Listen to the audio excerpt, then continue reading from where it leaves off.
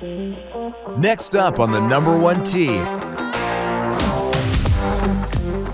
Well, hello, and welcome back to your virtual tea time. My name is Tori, and today we have quite a treat. I am so excited about today's episode just because, first of all, we have Christine Fraser. Can you say the correct pronunciation? I knew I was going to. Don't worry about it. It's Christine Fraser. It's the R's and the S, and you combine them all, and my mind just explodes. I'm so glad you're here with us. Golf course architect, and right away we're gonna get the elephant out of the room. How many of you are there out there as far as female golf architects? There are fewer golf course architects than astronauts. And if you add female into that sentence, there's probably 5 of us. So Christine, I know nothing about golf course architecture. So I play golf on sometimes a daily basis, at least a weekly basis.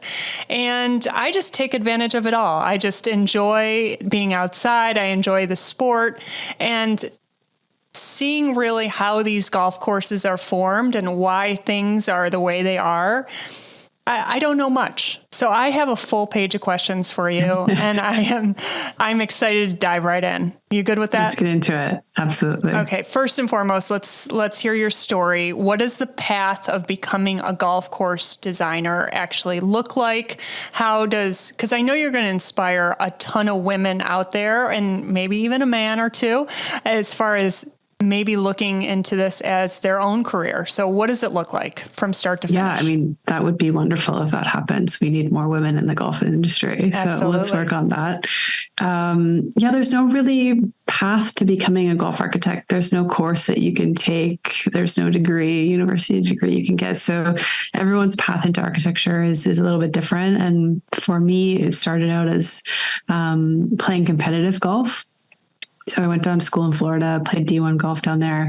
After 4 years of golfing 6 days a week, I kind of, I burnt out, and I didn't want to pick up a golf club for a very long time after that. But I knew that the golf industry was kind of my home, and I didn't want to leave golf. I loved it so much. There was so much I respected about the sport and the people who are invested in it.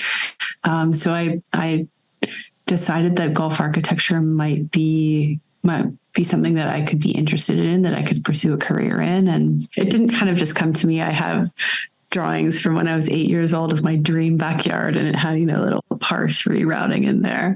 So it's kind of always been in the back of my mind. But the way I got into it is I did my master's in landscape architecture. So I put the competitive golf together with the landscape architecture degree, and it kind of just, it worked out really well. Do you mind me asking where your home base is right now? I'm Canadian. I grew up in Ontario, and I currently live in Windsor, which is about an 8-minute drive across the river from Detroit. Born and raised in Kingston, correct? That's right. Yeah. That's just across the small pond, Lake Ontario, from where I was born and raised in Rochester, New York. So it is. So we're a little closer than we thought. But you then went to Scotland, correct? And trained over there? Yeah. So I went to, so in your master's degree, you have to write a thesis. So in my third and final year, it was strictly thesis writing. So I did a lot of research on golf architecture and the history of golf architecture and the design philosophies and theories. And that study took me to Scotland, home of golf. It just kind of made sense to make that pilgrimage while I was writing my research paper. And during that trip, I met someone who would become my future boss and mentor and friend, and kind of guide me through the golf architecture industry. So it was that trip to Scotland that really kind of set me on my career path to work with Martin Hawtrey. And I worked over there with him for 5 years after I graduated. And that was pretty exciting because he was the consulting architect for the R&A. So all of the open venues, we had access to St. Andrews and Royal Birkdale and Liverpool. And so it was just a pretty exceptional foray into golf architecture. That just reminds me, one of my questions, and this is very basic, but I honestly don't know. What does a course have to be like to be considered a links course? Or what really is a links course compared to... Yeah, that's a great question. So originally, golf that originated in Scotland was called links golf because it was literally the link between the sea and the arable soil. So there was this strip of land along the coast that was not suitable for farming. There was really no use for it. And so that's where the original golf courses emerged from, this kind of useless piece of land that they turned into a playing field. So that's the link where links comes from. So in today's more traditional, more modern sense of links golf, it really is dependent on the site and the soil. So typically it's coastal golf, and what that comes with is really sandy soil. So sand is the key component to links golf. Definitely nowhere near what my answer or guess would have been. So thank you for explaining that to us. I was You're so welcome. far off. I don't even want to explain what I thought that's why it was called. Okay, now we want to hear that. Okay, so like getting back into it. So excuse me, how do you pronounce his name again? Who you worked with in Scotland? Hofford? Yeah, Martin Hawtree. Hawtree, excuse me. So Yes. what other designers out there have really inspired you to make your own style out there? Women have been in amongst golf architecture forever. We just don't hear about them. People like Alice Dye and Marion Hollins, they've been around. They had the influence in Augusta and Pasatiempo and Cyprus and Pebble Beach and all of these really exciting places that we kind of forget about women because, we didn't write the history books. So we often get forgotten. But I've been recently finding a lot of inspiration in women who have come before me in this industry because there are so few, but they have been so impactful. So, Alice Dye is one of my heroes, and Pete Dye, who's a very famous golf architect, would not be who he is without his muse and his guider and his teacher and his true partner in his design work. Yeah, and before researching you and your work, I didn't even realize that Pete Dye also had an Alice Dye, and that she was, with him the whole time, and that she was very influential on him. It's very interesting.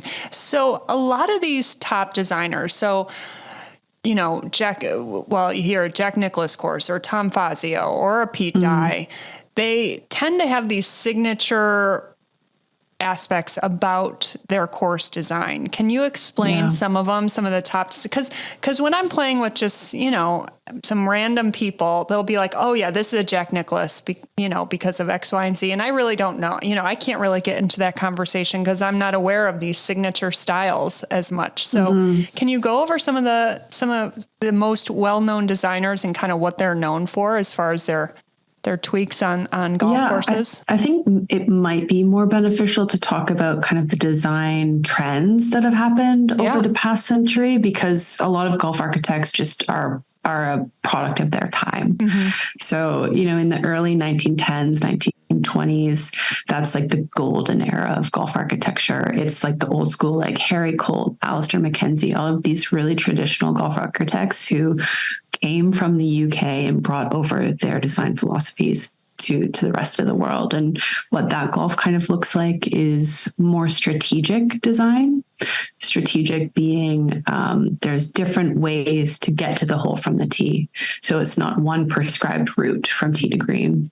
And then you get into golf hits this massive boom in the 50s and 60s, and people like the Fazios and the Dyes come along, and they really put their stamp on golf architecture. And at that time, we started broadcasting golf tournaments. So we saw Augusta National in color on TV for the first time, and everyone was like, wow, I want that. So the golf architects of that time were now building like bigger, more grand, more challenging golf courses because that's what people saw on TV. So we come into this kind of like this really sort of championship design. And what that really means is like, it's just really hard. And so a lot of architects kind of fell into that era of designing really big and bold and penal and maximalist golf. So if you think of your Fazios, you think of, really challenging golf courses, and that comes with like a lot of water, a lot of carries, a lot of bunkers. So that was kind of a phase that golf architecture went through. And then we've kind of done this full circle a century later of getting back to the roots of golf design, because golden era architects have sort of proven the test of time. It's 100 years on, and their golf courses are still the best in the world.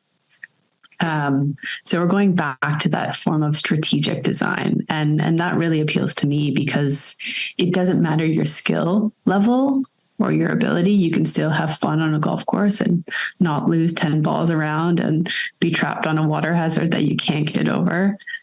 So there's different kind of design philosophies and eras and trends that we've gone through. I can appreciate not being that hard, a championship course not being that hard. But since you were a player and a collegiate player, a very good player, do you find that the golf courses that you admire the most, that you love the most, you also enjoy playing? Or is there sometimes where you love a course and you appreciate the course for what it is, but playing it, you don't enjoy it as much? Or does that not make any sense? Like, to love a course means to love playing on it too. It makes sense. I think there's an element of, I can have great appreciation for a course and the tradition and the history and the status that course comes with. But that doesn't necessarily mean that I'm going to enjoy the round. I want golf to be fun now. I've left I'm a recovering competitive golfer. I want it to be fun. I don't want to lose 10 balls. I don't want to play a 6-hour round. I want to be enjoyable, hit a couple good shots, get a couple good bounces. So a lot of that to me is like quick 9 holes on a par 3 course after work. Like, love that. Yeah. That's for me what makes great golf. It's like camaraderie, values my time, values my money. And that doesn't necessarily correlate with like the top 100 golf rankings, if you know what I mean. Mm-hmm. Absolutely. I think one of the most underrated things in golf is a fabulous par 3 course. Just a quick, you can walk it easily. It takes 2 hours and 20 minutes, and, you work on your short game. Boom. I mean, I have like very specific, checklists that I have now. Does it have a washroom every 4 holes? Yes. Like, if not, like, that's not enjoyable for me. I want to be able to have a couple drinks and not worry about where I'm going to the bathroom. And we're going to get into that, because towards the end, we're going to talk about designing courses with the woman in mind.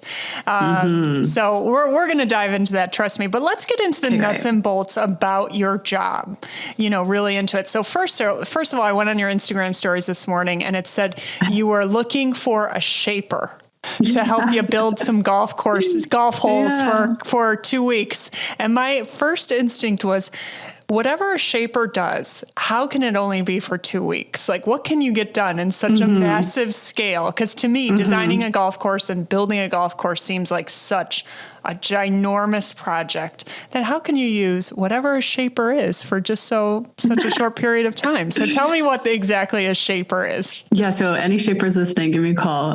Let's work together. So what I have going on at the moment is it's a really small project at the moment. It's only 2 greens, 2 tees, 1 complete hole. And the bulk work of the shape, so the kind of the roughing in of the shape with the big, so essentially you start with a really big machine, a big bulldozer, and you work down in scale to finesse the hole as it goes. So we have someone that's been in the big bulldozer shaping the rough, not the rough grass, like the rough shaping, like just the big kind of concept. So tee here, green here, fairway somewhere in here. So all of the big earthworks will have been done. What we need is someone to come in with a smaller machine and really finesse the mounds and the green and the tee and the subtle details in the fairway and the subtle details in the shape of the green, and then finish it off with even smaller machinery like shovels and rakes to get it like very, very finely detailed, perfect. And I would imagine, are the higher percentage of jobs that you're working on now more renovations or are you working on a lot of jobs that are brand new golf courses? New builds are very rare these days. Yeah. We've kind of maxed out on the amount of golf course we need. Yeah.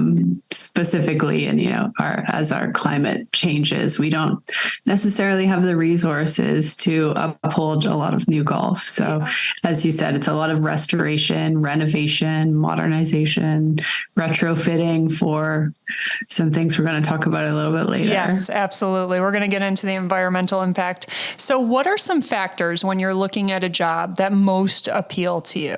When you get into a relationship with the golf club, it really is that. It is a relationship, as you would with any other, partner or business partner. It's a long-term relationship. So you have to make sure that you have shared values, shared vision, shared goals, shared respect and trust. So the people are really important when you get into a relationship with a golf club to make sure that you're aligned. And that really makes a difference to me of how progressive their ideas are, how much they value their women contingency of membership, how much they're giving back to their community, how much they consider their environmental impact.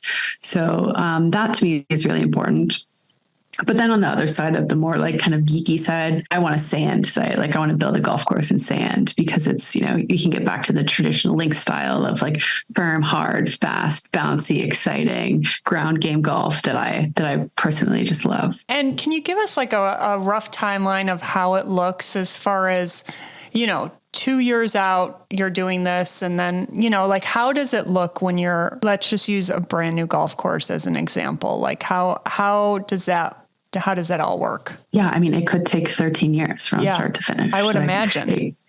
If you have to start from the very beginning in terms of like rezoning, so you buy a piece of agricultural land and you have to rezone that to commercial or golf, like that's a year.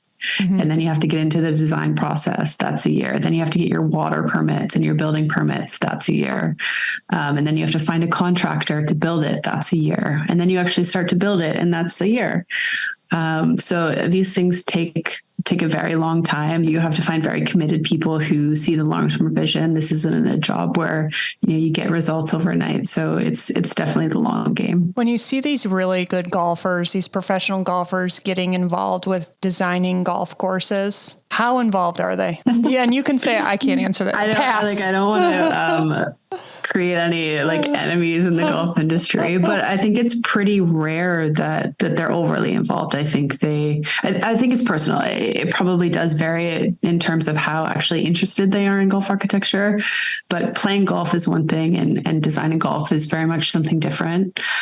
So they would have to continue to educate themselves and study and really finesse the craft of architecture, because just because you are a good player does not mean that you know how to design a golf course. When we're talking about the design process and then when it transitions into the actual construction process, how involved are you? Are you there just as much when it's actually under construction, or are you there more for the design? How does that look? Construction is the best part of the job. It's like boots in the dirt, shovels in the hand, on site every day, working with the shapers.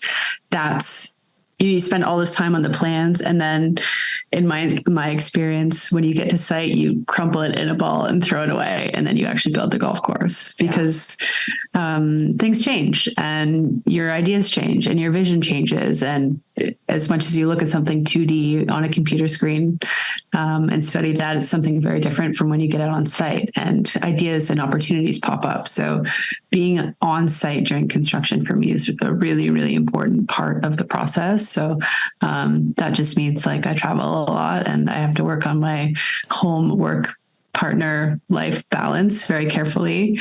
But yeah, that's my favorite part of the job. You talked about how things change. It seems like a budgeting nightmare. Like that you can get into the construction phase and just like something happens where it's just the budget spreadsheet is imploded. Yeah. Do you have any personal stories of something that's happened when you're under construction that just totally wiped the air out of your sails? I made a massive, massive, massive mistake that cost someone a lot of money when I was building a golf course in Manchester in the UK. So prior to to building the golf, you need to get it tendered. So you usually go out and tender to 3 different companies, and they'll come back with a number.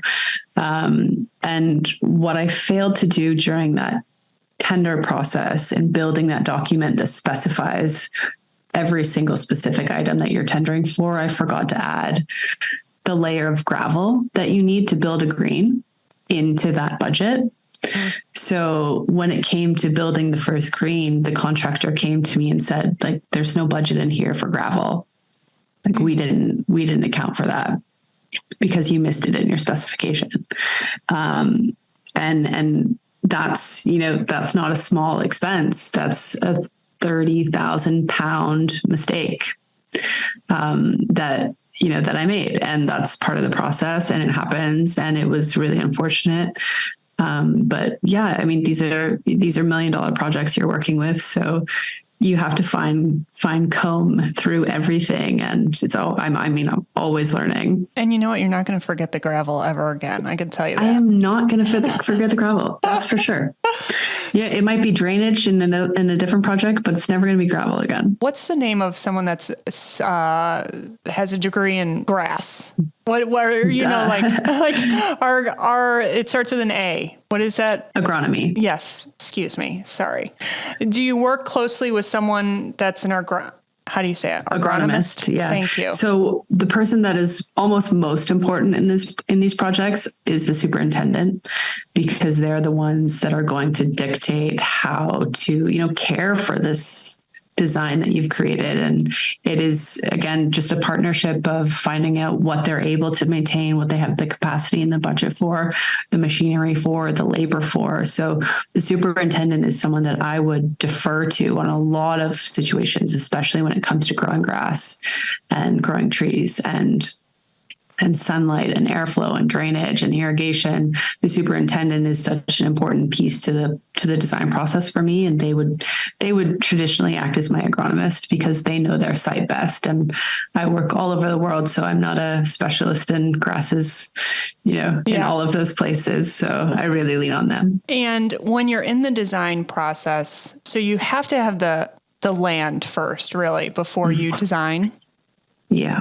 Yeah. And what are some design features that are important to you that you really enjoy implementing into your design? Like, you're assuming I've built loads of new golf courses here. Well, we can even do a hypothetical. Like, what would be important to you, even if I just gave you a piece of land right now?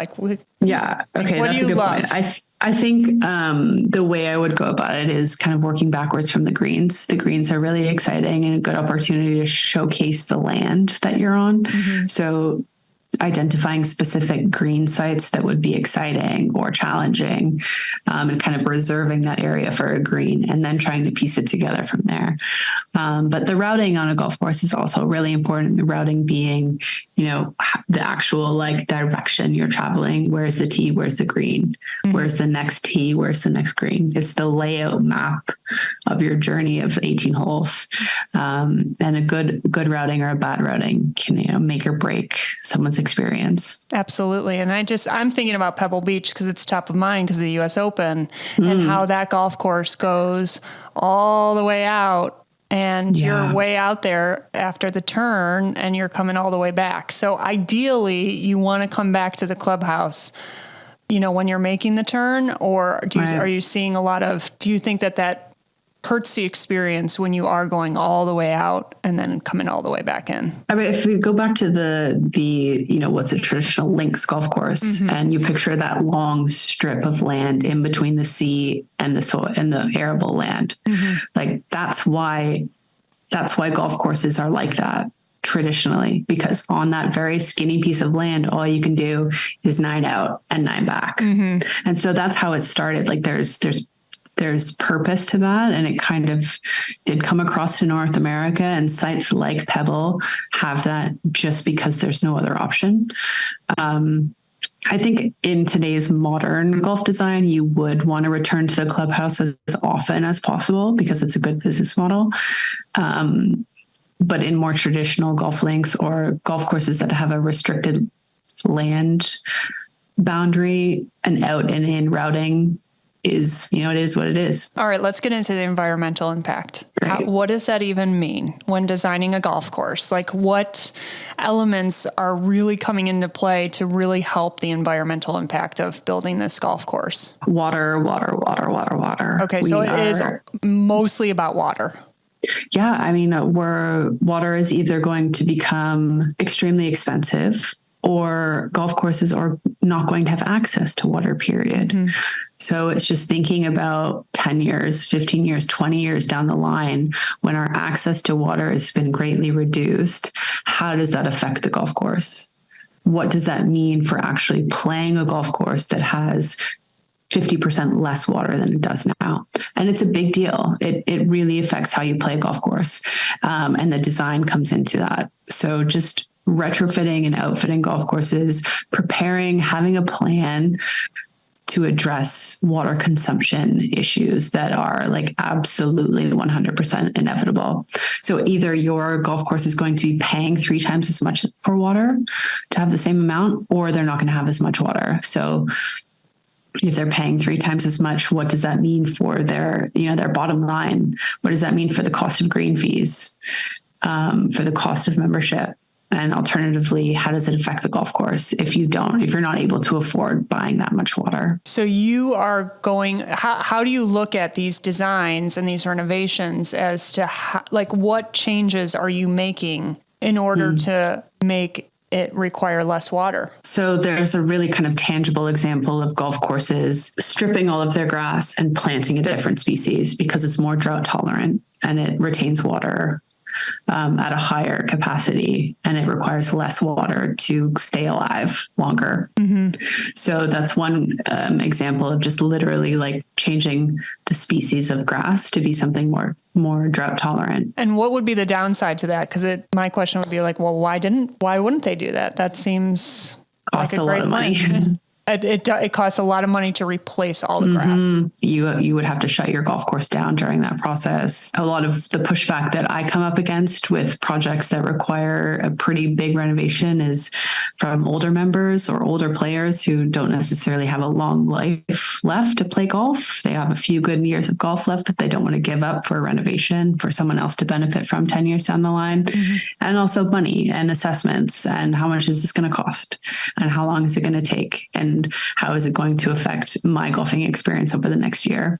So it's kind of a hard sell in a lot of cases of like encouraging golf courses to reinvest and plan for the future. It can be difficult to kind of really convey the importance of that long-term vision. And that actually reminds me, is there a difference between working with a public course and a private course? Or I mean, is it significant differences? Is there a process that's longer? Is there one that's more enjoyable? What are your thoughts on that? The ideal is like a one owner where I just have to go and pitch some ideas to one person and they say yes or no. Yes. And that's it. There's no committees, there's no boards, there's no AGMs, there's no town halls, there's no votes. Like, oh my God, there's something about committees, especially at private clubs. It's like, why, instead of making a decision, let's make a committee.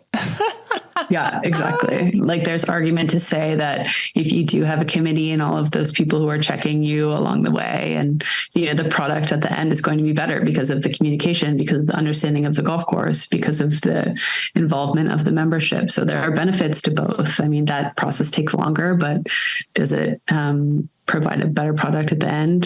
Arguably, yes. So to wrap up the environmental impact conversation, I'm in Arizona.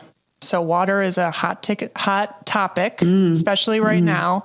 And is it more geographical, the amount of impact it's making with water, or is it really truly a global issue? It's kind of sort of localized at the moment, but like your time's going to come. It doesn't matter where you're listening from, like your time's going to come. And a big portion of this is also like educating the consumers about what a golf course looks like if it has less water, and sort of the natural life cycle of turf and how it goes into dormancy and it browns and it firms and it crisps. And that's like a normal process in the life cycle of turf as it experiences drought and less access to water, and how we as golfers always think that like greener is better. And if it's a brown golf course, it's not maintained as well, or they don't have a good budget, or, you know, they don't care about it as much. And that's just like not the reality of it. And so kind of a shift in mindset as a consumer, as a golfer who watches Augusta National every year and says, wow, I want that. That's part of the process as well. Regulating expectations. Totally. But you know what? Expectations could be a 4-letter word in golf. You know, it's just something that is always a trigger word. Okay, so let's dive into designing courses with the woman in mind, at least, or renovations with the woman in mind. There are some tee boxes that I play on a regular basis where I thought, did they just like plop this here with no thought whatsoever? Yes. You know, or, yes. You know, there's some courses I play at a forward tee box and I'm thinking, you know, there's nowhere to use a driver. I'm always laying up, or there's a big mound in front of the tee box. Like it's like just we're all nodding our heads. Yes. The tee box is pointed directly into the woods over a body of water. There's no grass on the tee. It's completely irregular. There's no level ground. Oh like we are all nodding right now. We've all experienced that. And like, that's something that really irritates me because it's so simple. I mean, we've done the rest of the tees considerably and thoughtfully and intentionally. And why not this one? Why not this forward tee? Because like, it's not just women that are using these tees. We want to encourage juniors and seniors and people with adaptive needs or coming off of an injury to play these tees and create this great experience for, you know, as many people as possible. And the tees are such an easy place to start. Like it's not hard.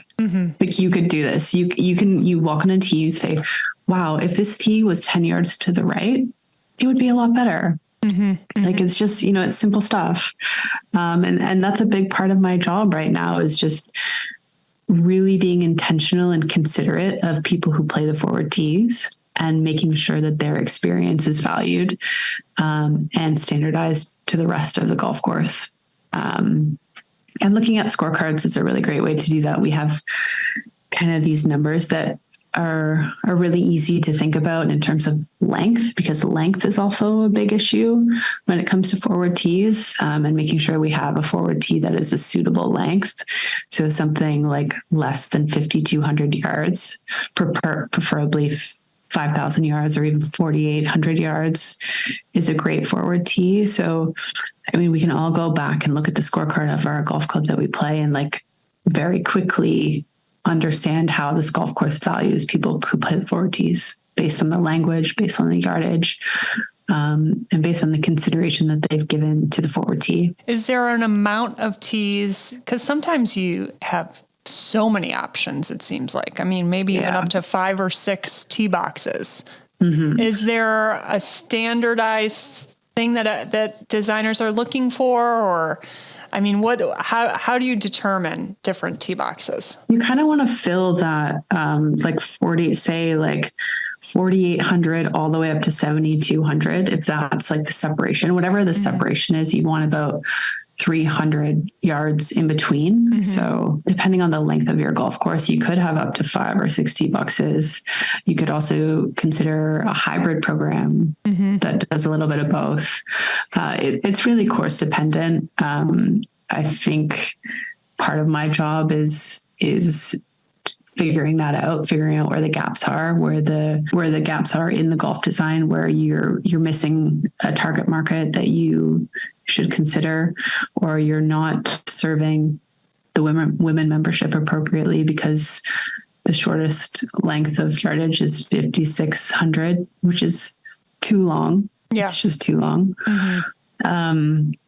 So that's a really exciting part of my job, where I feel like I can speak with the women there and understand what they like about the golf course, what they don't like about the golf course, what they feel is missing, and just really fill in those gaps for them. And it's hard because you're looking at, as a female golfer, you're looking at, you know, we're always kind of comparing to the professionals, really, because that's what we're watching on TV. And if you see the women are playing, you know, the men are playing, you know, like you said, 7,200 yards or even more in some cases. The women are all the way up to 6,700 yards at this point. And I even peeked into the USGA junior girls that is playing right now.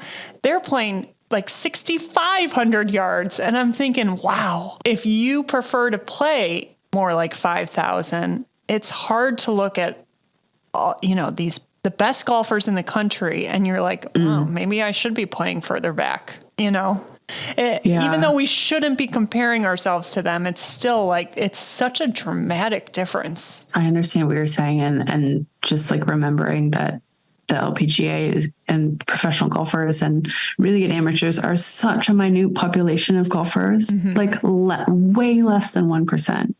And yet all we do is like compare our golf courses, compare our equipment, compare our skill. And it's just a really detrimental, like mindset to get into. And I would just really encourage you to like find the fun in golf and play the tee that you enjoy.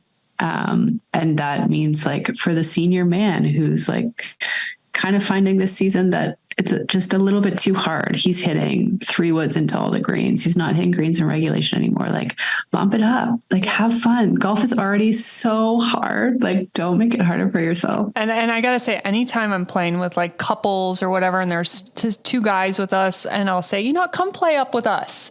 By the time the round's done, they're always like, this was so much fun. So, okay, that we got off on a little bit of a tangent, but how else? We mentioned restrooms earlier. Other than restrooms, and we're going to touch on that topic too, what else can the modern designer work on to really bring the female player in mind? Because we are a growing number. There are more and more women playing. I think we are still the fastest growing demographic in golf right now. So we love the sport. So how can designers keep the woman more in mind in other ways?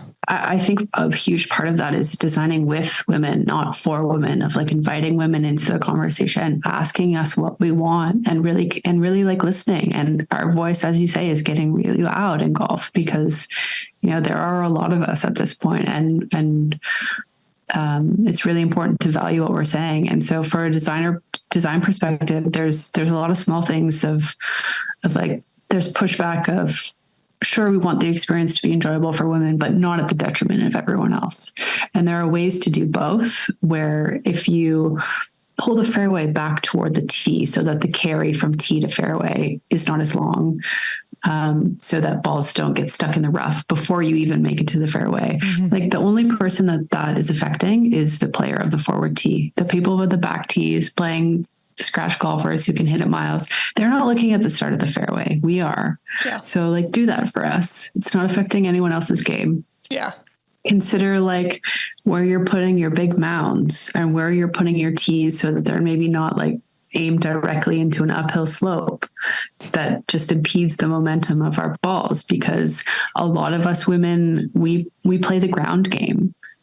We don't get the ball in the air as consistently as we would like to, or with enough trajectory as we would like to. So just like really considering how a golfer navigates along the ground is really important. So where the bunkers are, where the water is, how wide the approach is to the green or the entrance to the green.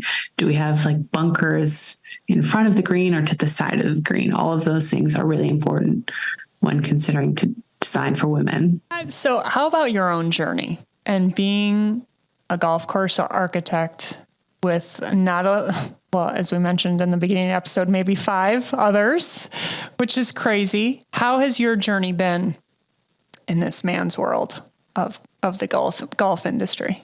Yeah, I mean, I don't think I'm very unique. Anyone in a male-dominated industry has probably had some similar experiences of bias, discrimination, stereotyping, but all that really does is like make us fight harder and collaborate more amongst ourselves and get creative. And so all of those things that have happened to me that made my journey a little bit challenging have really, placed me in a position of power at the moment. And being able to advocate for women is something that I really love doing. It inspires me. It wakes me up in the morning. I think about it all the time about how, women can really use golf the way that men do, and use golf as a tool to inspire us and make us better people and evolve and be vulnerable and work on our mental health. So I think, if we can just grab on and hold on to golf, for as long as possible, that would be wonderful. Yes, absolutely. Okay, so to finish up, where do you see golf course design going in, let's say, 2050 or 2075? I think golf is going to experience this kind of like scaling down in size, in resource consumption, in time, in money, and just really like smaller, better, like quality over quantity in golf, of great 9-hole facilities, state-of-the-art 9-hole facilities that have practice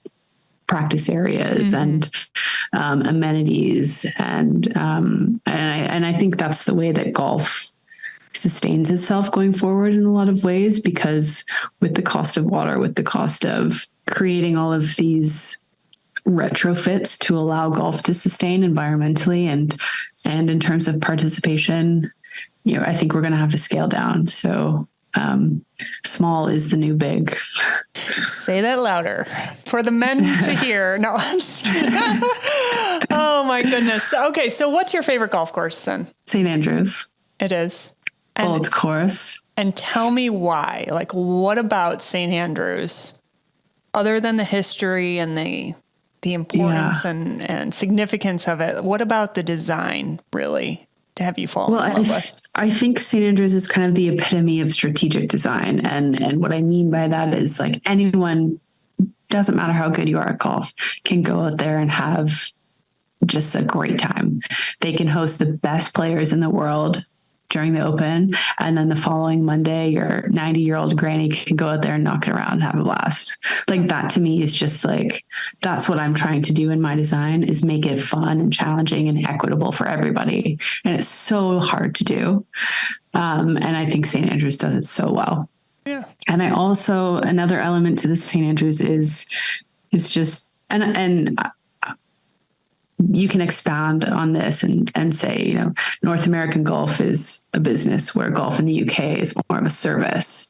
And that's true for St. Andrews. It is a service to their community. And it's the only place in the world where I can think of non-golfers in that town being invested in the golf course as much as golfers, and like really coming together. And St. Andrews is like the heart of the community there. And just that kind of like, that ideal to me is so powerful, of how golf can impact a community so positively. And also, they shut down on Sundays, and you take your dog on a walk on the old course. I mean, it's like the dream. And I saw that you worked at Lahinch and Doonbeg in Ireland, and Tralee. I've never been to Tralee, but I have been at Lahinch and Doonbeg, so I have to ask about that and what you think. Like, what are the key differences between golfing in Ireland to golfing with Scotland, or is it really similar and there really isn't that many differences? No, I think there are. Ireland seems to be this really kind of genuine, authentic, untouched place where people are kind and hospitable. And not that Scotland isn't that, but Scotland has had more time to become more commercialized. So there's sort of an authenticity to Ireland that still exists, like a personalized experience, rather than just like kind of a factory line of churning out as many golfers as possible, because Scotland is Scotland, and there's great golf there. But Ireland to me is just so special. And I think perhaps because it reminds me a little bit of Canada in terms of that hospitality of just being genuine and kind and thoughtful and integral about the experience that they want to provide you. Yeah, we're heading back there in September, and I'm very excited. Ireland is incredible. I can imagine the 5 years you spent overseas right after getting your master's was probably some of the best years of your life that you'll treasure forever, I would imagine. No, and it was at that time where it's just like such a formidable time in your life, of like your mid-20s, you're moving to a different country on your own, no expectations, you're terrified, you're excited, all of these new experiences, new places, new culture. It would like truly formed me as a person as well as an architect. And I'm just so grateful for that time in my life. Well, Christine, thank you for being on today and explaining your craft to me and the listeners that maybe are like me, that don't really know what's going on in the background.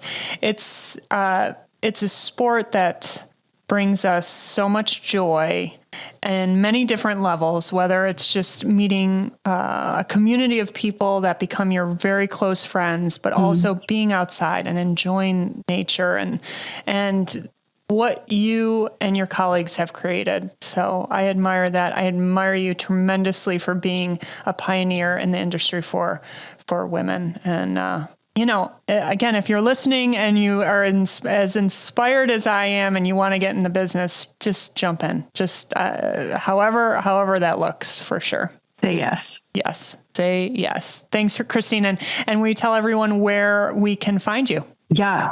ChristineFraserDesign.com. All my information is there, or on my social, Christine Fraser Design on Insta, or CF Design on Twitter. If you're serious about getting into golf design, call me. Or if you're a recovering competitive golfer, I will write that down and remember that, because that was a gem.